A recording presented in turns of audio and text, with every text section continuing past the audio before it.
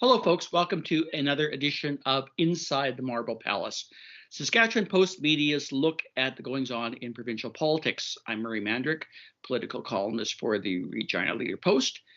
Joining me today, and for the last time, we'll get into that later, Arthur White-Crummey, our legislative reporter at the Leader Post. Hi, Arthur. And joining me quite often and every day at the Ledge is Adam Hunter, provincial affairs reporter for CBC in Saskatchewan. Hi, Adam. How you doing? Hi, guys. Good.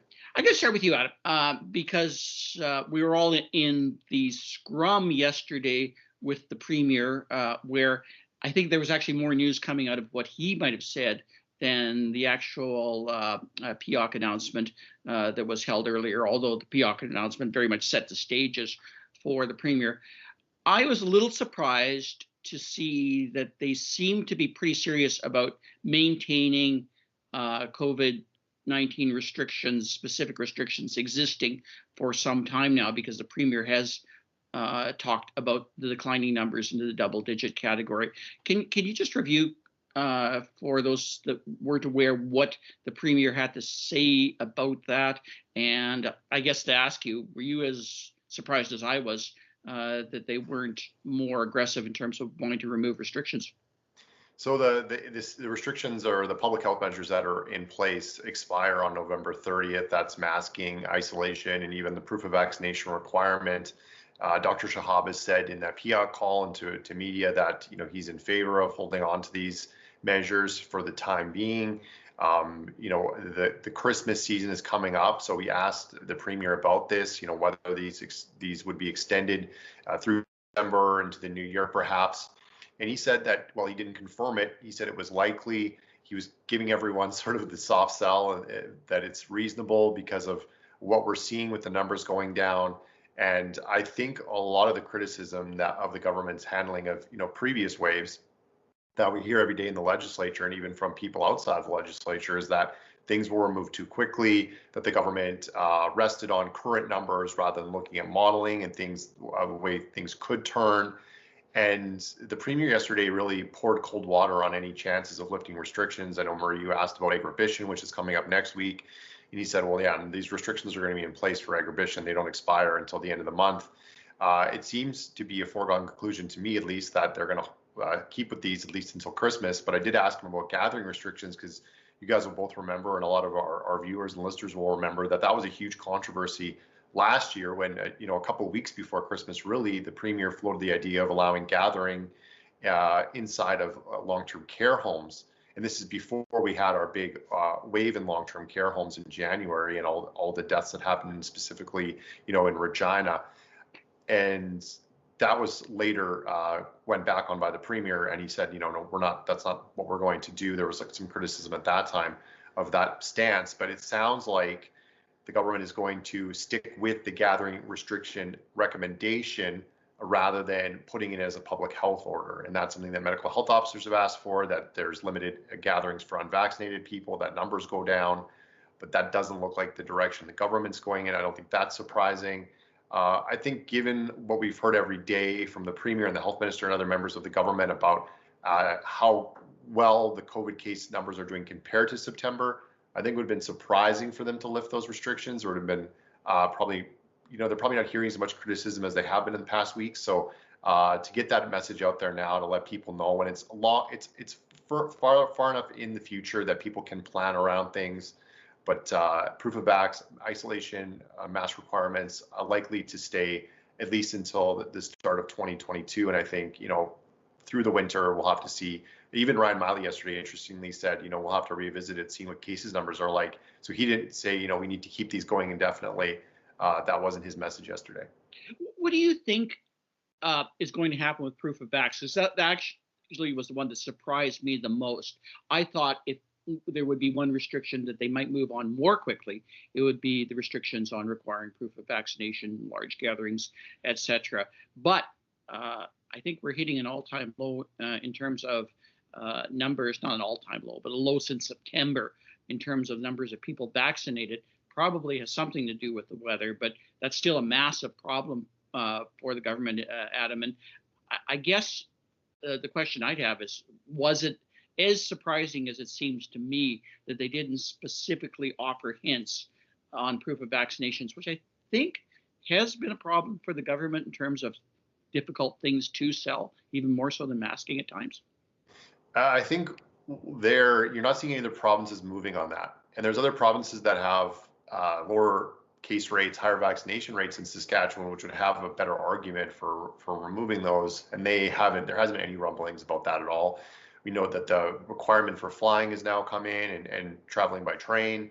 So I think that there isn't any momentum to change that. There may be pressure on the premier. There may be internal pressure, external pressure. But there's going to be a hard sell to the public that we need to lift this proof of vaccination so soon after it was mandated, after all the trouble they went to, including mandating government workers, healthcare workers to do it, teachers, there's other requirements. So I think that's one area where you're not going to get the vax rate moving up if you remove proof of vaccination, because some of these numbers that are trickling in now, especially when you see, I think 30 to 39, and I'd encourage people to look at these numbers. I know CBC's, we're doing some reporting on this currently. That's where the provinces really flatline that age category, and it's really interesting. You see 12 to 17s are some of the highest as far as vaccination coverage, and then you go up to 80-year-olds over 65, but that 30 to 49 specifically is really, really tricky and low, and those are people that are going to need proof of vax to get into public events, to get into movie theaters, concerts, sporting events, things like that, city facilities. So that's one that I think the government, and we asked them about how they can increase those rates. The Johnson & Johnson vaccine may be one of those answers. It's now available to people. It's a one shot, 14 days after you're considered fully vaccinated. Government had argued that that was one thing that maybe was going to keep keeping people away from getting vaccinated. We'll have to see how that impacts the numbers, but I think it's probably too early for them to remove proof of vaccination, seeing as no other provinces and the federal government aren't moving on that at all. We're hearing less about the specific numbers in the legislature, or at least the current numbers. We heard a significant amount earlier in the session, maybe about how the government needed to move quickly, as per what we talked about last week with Sask stories and its failure to follow the modeling. But I'm really intrigued by this fact that at least in the last week or so, maybe longer, I've been plotting it probably as much as you have, because you do the daily QP. We're seeing the opposition move to other issues as opposed to COVID. Now, to me, that just basically says other issues just don't go away. We still have concerns of jobs. We had that fascinating story with the Finn family, and the sort of a longstanding tradition. But let's talk a bit about what the opposition is saying and how they're approaching the COVID strategy a little bit more than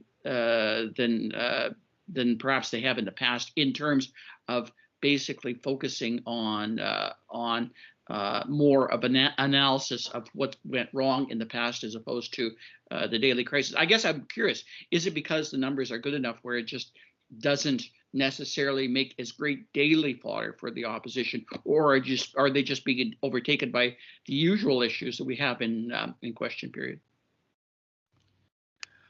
Yes, well, I think COVID remains a sort of, consistent backdrop here. Even when they're raising job numbers and the state of the economy, they are connecting it back to the pandemic. And in the NDP's view, the government's mismanagement of the pandemic. The argument is that we would be in a much better economic state if they hadn't put the right, public health measures in place at the right time. So we're not seeing COVID-19 totally recede in that view, but the job numbers did give the NDP a bit of fodder. I mean, both parties can always find something in StatsCan's monthly job report to defend their own case. The NDP saw 6,500 job losses month to month, whereas Jeremy Harrison from the Sask party saw one of the lower, unemployment rates in the country. We're still below the, national average. That's really just an artifact of the fact that we started out with a better job kind of condition before the pandemic, and we've lost more jobs during it than other provinces and have been slower to recover, while most of Canada is now above the total number of jobs that they started the pandemic with. We are still about 12,000 jobs or so below where we started. So that has, given the NDP a bit of a club to try to batter the government with. And they've also gone after them on health-related issues that are not directly related to COVID. So let's talk about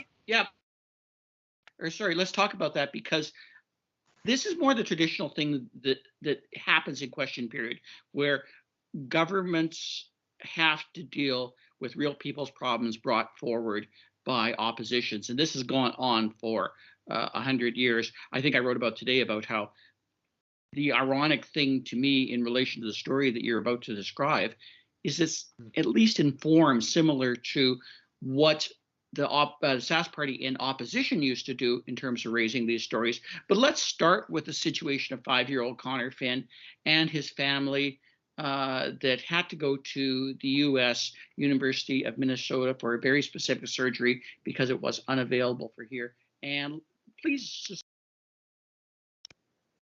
Yes, so this was a case that was first raised, if I recall, back in the spring, but at that time we weren't able to bring guests into the legislature. So the situation that the Finn family was facing was quite dire. Their son, the previous year, had been facing a rare brain condition that it's called ALD. It involves a buildup of fatty acids within the brain that can eventually lead to a vegetative state if it's not treated, and that can happen quite rapidly. So the family was told that their best chance for their 5-year-old's survival was to go to this world-class clinic down in Minnesota, and that the services and treatment that they needed, a bone marrow stem cell transplant, would not really be available within Canada. And they didn't want to jump through all the hoops to get the consultations in Calgary and Toronto because time was really ticking here. I mean, I think that the way that the mom described it was time is brain. The more time you wait, the more these fatty acids build up, and the more you're facing lesions and brain damage that could be permanent. So they ended up taking their son down to Minnesota. Though there was some damage, they were able to stop the condition from progressing to a really severe state.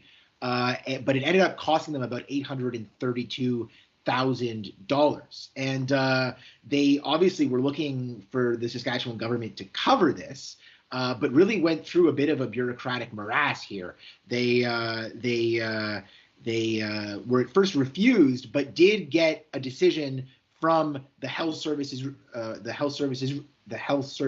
Review Committee saying that the government should reconsider actually covering this bill. But yet the health ministry continued to deny them coverage. So for 2 days this week, the mom came to the Saskatchewan Legislative Assembly for QP with the NDP while the NDP pressed their case. And only yesterday did we see the government at least committing to give this a second look. We don't really know what's going to happen, but they're saying that there's going to be a resolution to this situation within days. And they really did seem on the defensive, because this is a tearjerker. It's a rare, exceptional case, and I think a lot of people, at least based on our numbers, were connecting with this story. So it'll be interesting to see how the government reacts. That's an excellent point. I'll bring Adam in here because there has been a lot of things that have not worked for the opposition in terms of chipping into this massive government lead. But from past experiences, what I've seen of past governments that also were very successful, is one of the problems that they run into is exactly stories like this. And they get connected with the reasons for not doing something, as opposed to what happens in opposition, which often is driven by the reasons for doing something. And as I mentioned earlier with Arthur, there's a story related to a woman named Crystal Bondrud, whose husband died of stomach cancer, in essence, that had spread elsewhere because of tumors that weren't initially diagnosed, and she went down to the Mayo Clinic back in 2006 with her husband for surgery that ultimately wasn't successful because the cancer spread. But at the date, the Sask party took hold of this story and really made it a issue in the legislature and otherwise. And I guess I'm kind of wondering right now what you're sensing, Adam, in terms of how the government now feels about this story and why they might have not drawn on that experience from opposition days and maybe reacted a little bit better, a little bit more efficiency, not identifying this as a problem. Obviously, one of the huge problems is the cost, as Arthur identified. $832,000 for the surgery is a lot of money, and we just cannot, under any circumstances, have everybody go down to the U.S. for whatever surgery they wanted. But as Arthur also outlined, you're not going to get the surgery anyplace else. So what do you think this has done, Adam, in terms of whatever political hit the government has had to take for this particular story? We've seen this over the last couple of weeks now, and I think it was a good point that you guys made earlier and Arthur made about there aren't the guests not being allowed in the legislature, in recent sittings, because this really changed the dynamic, I think, this time around. And it's been now a couple of weeks of people coming in with stories related to healthcare services that have been delayed or denied in some cases. This case with the Finn family is a little bit different because there's a lot of process questions, and there's some allegations that the government overrode this advisory council's decision, and why that was made, we don't know. There's other sort of layers to this that maybe aren't as simple as some of the stories we heard previously, which are more related to pandemic delays, surgical delays. And I think I was a bit surprised that we haven't heard more directly COVID-related cases, or people that have been affected by the virus specifically, or their families, and the government's handling the pandemic. Because a lot of days we hear Ryan Miley, the leader of the opposition, others say, you've caused deaths, you've caused, suffering, healthcare costs for people. But the knock-on effect, which I think is affecting more people, and maybe perhaps more people can relate to in the province, of having a surgery delayed, of having to wait for an MRI, having to wait for their loved one to get, some kind of screen or procedure. Those stories, as Arthur said, seem to be striking more of a nerve with the public. And the government's reaction in each case, I think, has been not, we did the right thing. We're going to stick our foot down and say, okay, this is our way or the highway. We saw Paul Merriman come out and meet with the family of young Helen. We saw Premier Moe come out and meet with a woman who was in a wheelchair. Paul Merriman took the meeting with the Finn family and their advocate moments after the scrum was over, as we were still actually doing interviews with some of the members. And I think that is the dynamic that's changed this time around, that we didn't get a chance to see in the last couple of sittings because there were no guests. You don't have that human connection, and you guys know, as journalists, it's much harder to reach the audience and to reach people and to get people to react when you don't have a real person in front of you. You can talk about a situation or someone going through a tough, difficult time, but when you have that person in front of you, and then the government, on the other hand, is forced to confront that person and listen to their story in front of the cameras, that's much different. And that's what I think is really been a change this time around. And I think the opposition obviously has caught on to that. They know that that's something that is out there, that there's a feeling out there of people being not satisfied by the government's response and some of the knock-on effects. And this Finn case was one that's, like you said, Murray, something we've seen for years. And I can remember, I'm old enough to remember the Sask party, yes, as in opposition, bringing out case after case after case after case with the year before they became government. And they were very successful in doing that. And I think that's an attempt right now by the opposition to somewhat emulate that. But the pandemic has given them, I think, an unlimited, really, number of people that are affected. We have 40,000 people waiting, or surgeries that are delayed, perhaps. So that's a different dynamic we're seeing in the last few weeks that we didn't see even last year. And the trickle in is obviously cases that, as Arthur suggested, are somewhat pandemic related, although maybe not necessarily people who have had COVID, which seems largely to me to still be kind of a bit of an invisible ailment in Saskatchewan because we're not hearing or seeing as much from people that have gone through COVID or that have been severely impacted by COVID financially, health-wise, otherwise, because it's still, I guess, I guess it's a reminder, though, and we'll close with this because, Arthur, you're leaving. This go on to better and bigger things and reconnect with family back east and everything. Congratulations. But I just want to give you a few minutes on the podcast, basically just to talk about your experiences covering this place. What covering politics in Regina and covering Regina, it must have been a bit of an adventure for you coming from Eastern Canada as well. But like, I mean, what is it that you think you've kind of learned about people, about politics, about how to be a better journalist, how from being here and specifically covering the legislature? I've always been fascinated how it kind of does change people. Yeah, I mean, I think that the thing that you learn the most is just the importance of being there and being like right in the building and meeting with people that are making decisions on a daily basis, buttonholing them whenever you can and building relationships. I mean, just like any other kind of journalism, that's what this is about. And here it's about obviously getting past the press releases and the talking points and trying to really figure out who these people are, what makes them tick, and getting them to tell you secrets whenever they can. It's tough, but I think that's how we end up getting the best stories. And wherever I end up next, I think I'm going to take what I've learned here and from both of you, from Adam and from Murray, being just down the hall from me. I wherever I end up next, that's going to be an invaluable resource. Well, you did a hell of a job here. I thank you for years of good work with the paper, in particular at the legislature. I wish we had more time with you, and I wish we had more time to talk about things this week. But unfortunately, this is all the time we're allotted. Adam, thank you for joining us as per usual. And yeah, thanks. And I just wanted to say thanks to Arthur and best of luck. We're going to miss you in the press gallery. You're an incredible reporter and a great guy to have around, and leaned on you a lot of times for advice and help. And that's going to be missed. And there's big shoes to fill next door to Murray. We're looking forward to seeing what you come up with next, and we'll stay in touch for sure. Thanks a lot, Adam. And thanks so much, Arthur. So long. Thanks, guys.